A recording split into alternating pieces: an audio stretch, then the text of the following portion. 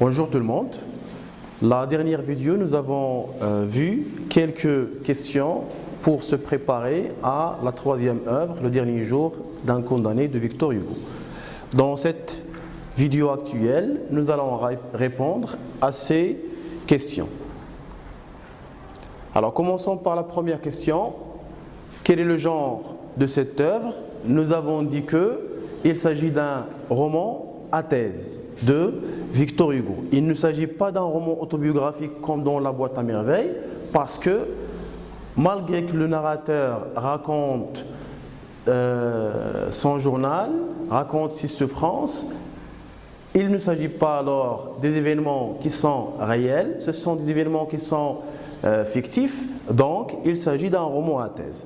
J'ai expliqué dans la vidéo précédente qu'un roman à thèse est une œuvre dans laquelle un auteur essaie de défendre un thème, un point de vue, une opinion, un point de vue, une idée, etc.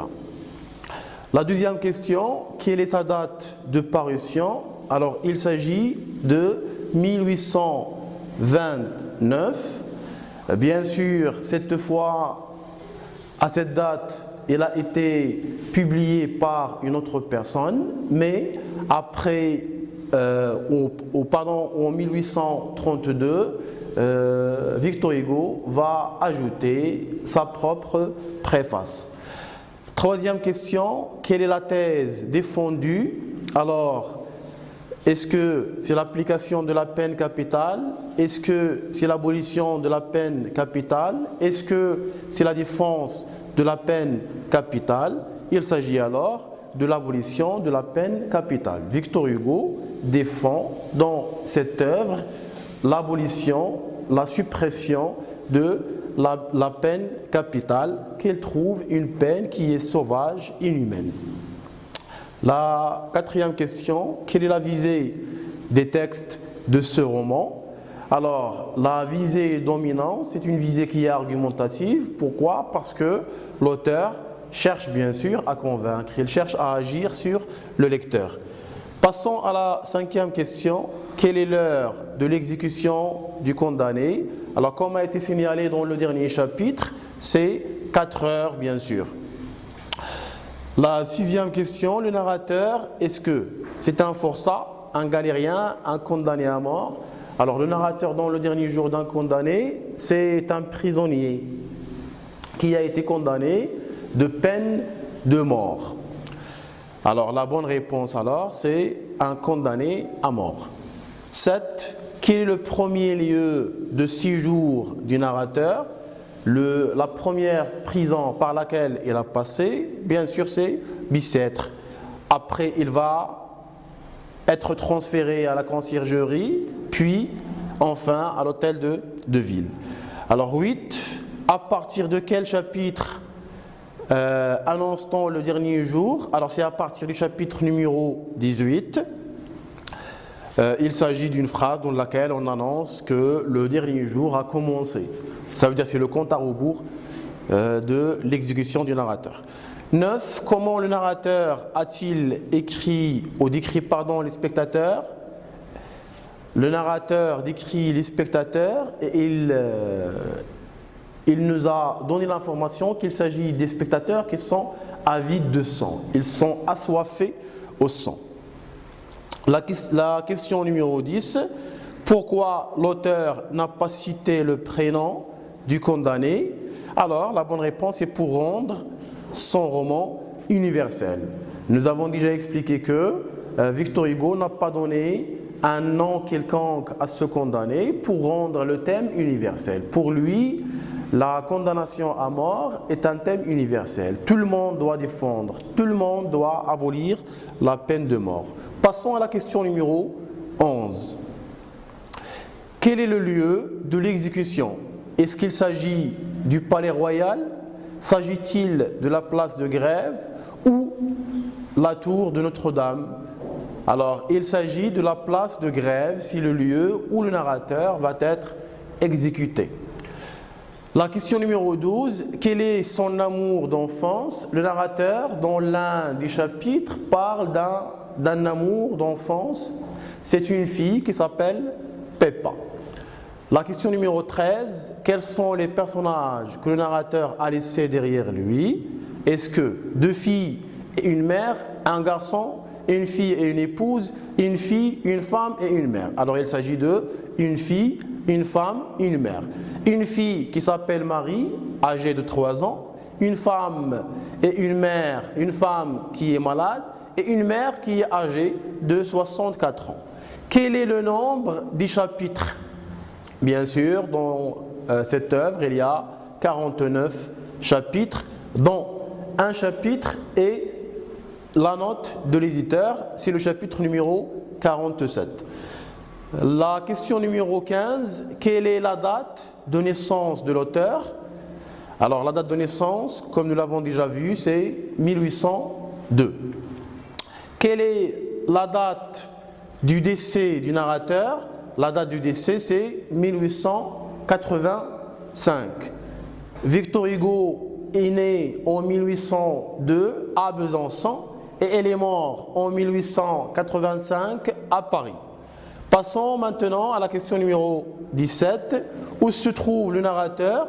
Alors le narrateur se trouve dans un cabinet, dans un cachot, dans un cabaret. Le narrateur se trouve alors dans un cachot, dans une cellule, dans la prison. 18.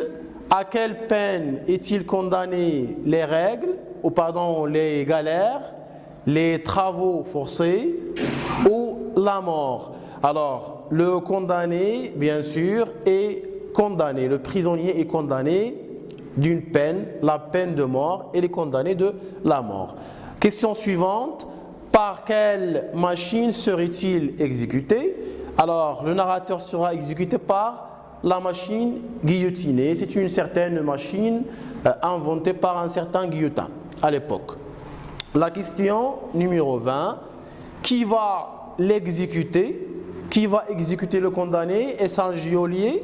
Est-ce un guichetier? Ou est-ce un bourreau? La bonne réponse, bien sûr, c'est un bourreau. Le bourreau, sa fonction, c'est d'exécuter les condamnés. Question suivante, question numéro 21. Alors, quelle est la situation familiale du condamné? Est-ce un veuf? Est-ce un marié? Est-ce un célibataire? Le condamné, c'est un marié. Comme nous l'avons déjà dit, il est marié, il a une femme, il a une fille de 3 ans. La question suivante, par quoi se caractérise la cellule du condamné? La description de la cellule, est-ce qu'elle est meublée? Est-ce qu'elle est accueillante? Ou est-ce qu'elle est repoussante? Elle est repoussante. Ça veut dire que le narrateur a fait une description défavorable de sa cellule. Question suivante, quelle est l'heure de l'annonce du dernier jour? L'annonce de dernier jour était à 6 heures, bien sûr dans le chapitre 18. La question suivante, quel est le spectacle qu'a vu le narrateur dans la cour de la prison? Chapitre 13.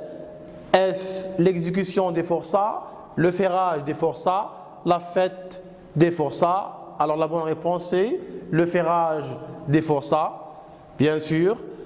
La question suivante, pourquoi le narrateur est-il emmené à l'infirmerie? L'infirmerie, ça veut dire c'est l'hôpital. Est-ce que car il a de la fièvre, car il a mal au ventre, ou car il s'est évanoui? Alors le narrateur s'est évanoui, bien sûr, à cause de ce qu'il a vu.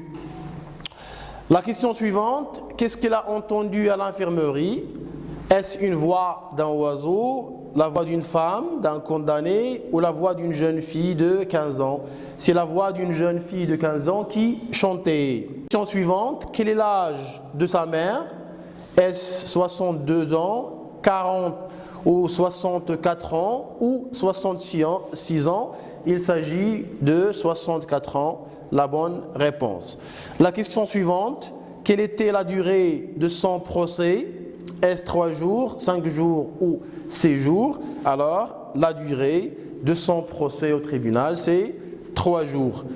Qui est l'un des condamnés qui ont laissé des traces dans la même cellule du condamné? Est-ce Charles X ou Papavoine ou Pépita? Alors il s'agit de Papavoine, un certain criminel dangereux. Quel est l'âge du condamné qu'a rencontré le narrateur à la conciergerie? C'est le Frioche, il a 55 ans. Question suivante. Qu'est-ce que le vieux condamné a pris au narrateur ou a appris au narrateur? Il lui a pris une redingote, comme a été signalé dans le chapitre. Quelle est l'image qui fait peur au narrateur, dans la cellule bien sûr? Alors, c'est l'image de l'échafaud. Pourquoi un sous-architecte est arrivé dans la cellule du condamné? Alors, il est arrivé pour prendre des mesures, ce n'est pas pour interroger le narrateur, ce n'est plus pour prendre des notes. Comment le narrateur a-t-il caractérisé l'idée de la mort? Le narrateur alors a caractérisé l'idée de la mort comme une idée qui est jalouse. C'est une personnification. Parce qu'elle est toujours collée à lui. Combien de temps le narrateur a-t-il passé à Bicêtre? Alors il a passé à Bicêtre environ 6 semaines. Ce n'est plus 8 semaines, ce n'est plus 4 semaines. Comment le narrateur a-t-il décrit Bicêtre? Alors il a décrit Bicêtre de manière défavorable. Il a comparé ce lieu à une masure. Une masure, ça veut dire c'est une mauvaise habitation, un mauvais lieu, un lieu horrible qui fait peur. Question suivante, qu'a-t-il appris en prison? Alors, dans la prison, il a appris le langage des prisonniers, c'est l'argot.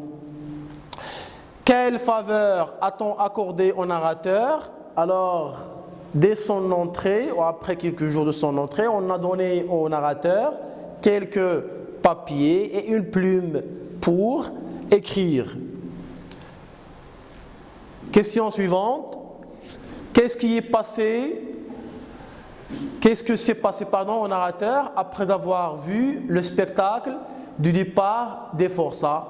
Nous l'avons déjà dit, le narrateur s'est évanoui d'après ou à cause de ce qu'il a vu. Qu'est-ce que le narrateur aurait dû faire lorsqu'il était à l'infirmerie? Le narrateur, quand il était à l'infirmerie, il pensait à s'évader. Il avait une idée de s'évader. C'est une idée qui n'est pas réalisable. Quelle est la première personne qui a visité le narrateur dans son dernier jour? Alors c'était le guichetier. Comment le guichetier s'est comporté avec le narrateur s'est comporté avec le narrateur de manière respectueuse. Quelle est la troisième personne qui a visité le narrateur de son dernier jour? C'était le directeur. Quel est le deuxième lieu de séjour du narrateur? Alors c'est la conciergerie, après avoir passé par Bicêtre. Le narrateur a accepté d'échanger sa redingote contre la veste du vieil homme, qui est le Frioche. Est-ce que c'est à cause de la peur, ou c'est par charité, ou c'est par insouciance? C'est par peur. De qui le narrateur pense-t-il obtenir une grâce? Alors il pense obtenir une grâce de la part du roi. Ce n'est pas de la part du directeur ou de la part du procureur général. Avant d'emmener le narrateur à l'hôtel de ville, est-ce qu'on lui a coupé les oreilles, ou ils lui ont coupé les mains, ou ils lui ont coupé les cheveux? La bonne réponse bien sûr c'est ils lui ont coupé les cheveux. Comment le narrateur a-t-il considéré sa cellule à Bicêtre? Le narrateur a considéré sa cellule à Bicêtre comme une boîte de pierre. Il s'agit d'une comparaison, il s'agit d'une métaphore bien sûr, comme indiqué dans le chapitre. Quel est le nouveau gendarme de la conciergerie? Ou quel jeu, le nouveau gendarme de la conciergerie joue-t-il? Le nouveau gendarme joue à la loterie. Quel est l'âge de sa petite fille Marie? Nous l'avons déjà dit, c'est 3 ans. Et la dernière question, qu'est-ce qu'ils lui ont donné? Une fois arrivé à Bicêtre, alors, une fois arrivé à Bicêtre, on a donné au condamné une camisole de force. Alors, il s'agit de la correction des questions que nous avons données dans l'une des vidéos précédentes. Merci pour votre attention et à la prochaine.